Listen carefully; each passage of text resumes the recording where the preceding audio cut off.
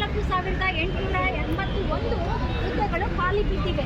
ಅವುಗಳ ನೇಮಕಾತಿಗೆ ಕಿಂಚಿತ್ ಆಗ ಹಲವಾರು ಹೋರಾಟಗಳು ಬೆಳೀತಾ ಇದೆ. ಧಾರವಾಡದಲ್ಲಾಯಿತು, ಬಿಜಾಪುರ, ಬೆಳಗಾವಿ. ಮತ್ತು ಯುವಕರಿಗೆ ಎಷ್ಟು ಆಕ್ರೋಶ ಇದೆ ಅಂತಂದರೆ ಸರ್ಕಾರದ ಇಲಾಖೆ ಹೇಳಿ ನಾವು ಹೇಳೋದು ಬೇಕಾಗಿಲ್ಲ. ಸರ್ಕಾರದ ಇದು ಬಂದು ಗೊತ್ತೇ ಇರುತ್ತೆ ಖಾಲಿ ಇರೋ ಪೋಸ್ಟ್ಗಳು ಎಷ್ಟಿದ್ದಾವೆ. ಸರ್ಕಾರದಲ್ಲಿ ಹೇಳೋ ಪ್ರಕಾರ 2,84,000 ಉದ್ಯೋಗಗಳು ಖಾಲಿ ಇದ್ದಾವೆ. ಬಟ್ ಡೆವಲಪ್ಮೆಂಟ್ ಬಗ್ಗೆ ಏನು ಕ್ರಮ ಇದೆ? ಸರ್ಕಾರಗಳೊಂದು ಯುವ ನೀತಿ ಏನು ಕ್ರಿಯೇಟ್ ಏನು ಯುವಕರಿಗೆ ಒಂದು ಕೆಲಸ ಕೊಡೋದಕ್ಕೆ ಏನೂ ಕ್ರಮ ಇಲ್ಲ.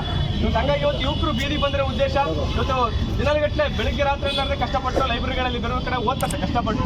ನಾಳೆ ಆಗುತ್ತೆ ಇನ್ನೊಂದು ಅಪಾಯಿಂಟ್ಮೆಂಟ್ ಅಂತ ಕಷ್ಟಪಟ್ಟು ಓದಿ ಕಾಯ್ತಾ ಇದ್ದಾರೆ. ಅಪಾಯಿಂಟ್ಮೆಂಟ್ಗಳು ಆಗ್ತಿಲ್ಲ. ಎಷ್ಟೋ ಜನ ನಮಗೆ ನ್ಯೂಸ್ ಬಂದಿರುತ್ತೆ, ಸೂಸೈಡ್ ಕೂಡ ಮಾಡ್ಕೊಂಡಿದ್ದಾರೆ. ಇವತ್ತು ವಯೋಮಿತಿ ಮೀರ್ತಾ ಇದೆ ಅಂತೇಳಿ ಇನ್ನೊಂದು ಹಲವಾರು ಕಾರಣಗಳು. ಎಷ್ಟೋ ಜನ ಹತಾಶೆ ಒಳಗಾಗಿ ಆತ್ಮಹತ್ಯೆಗಳು ಮಾಡ್ಕೊಳ್ತಿದ್ದಾರೆ. ಮನೇಲಿ ಏನು ಹೇಳ್ಬೇಕು, ಕೇಳೋರಿಗೆ ಏನು ಹೇಳ್ಬೇಕು, ಇದೆಲ್ಲ ಸಮಸ್ಯೆಗಳಿದೆ ಸರ್. ಇದು ಗೊತ್ತಿರಲಾರ್ದಲ್ಲ ಸರ್ಕಾರಕ್ಕೆ. ಹಾಗಾಗಿ ಸರ್ಕಾರಕ್ಕೆ ನಾವು ಎಚ್ಚರಿಕೆ ಒಂದು ಸಂದೇಶ ಕೊಡೋದಕ್ಕೆ ಒಂದು ಪ್ರತಿಭಟನೆ ಇದು ಪ್ರಾರಂಭ.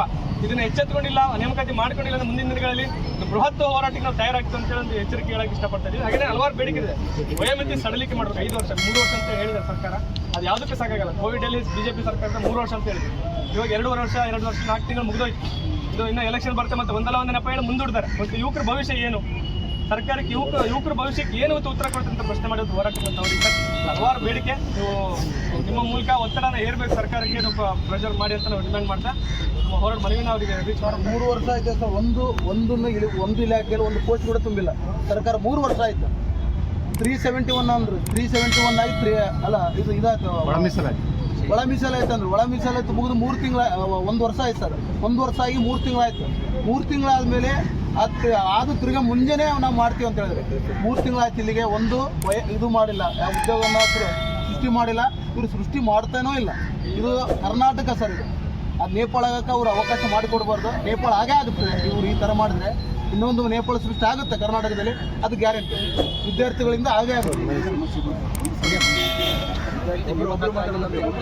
ಇನ್ನೊಂದು ಸಮಸ್ಯೆ ಭ್ರಷ್ಟಾಚಾರದಲ್ಲಿ ಆಯ್ಕೆ ಮಾಡಿಕೊಂಡಿದ್ದಾರೆ. ಒಂದು ಸಮಸ್ಯೆ ಆಕ್ರೋಶ ಜಾಸ್ತಿ ಇದೆ ಸರ್.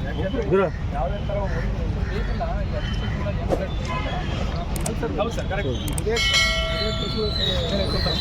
ನೇಮಕಾತಿ 2 ಸಮಸ್ಯೆಗಳು ಭಾಳ ಉದ್ಭವ ಆಗುತ್ತೆ.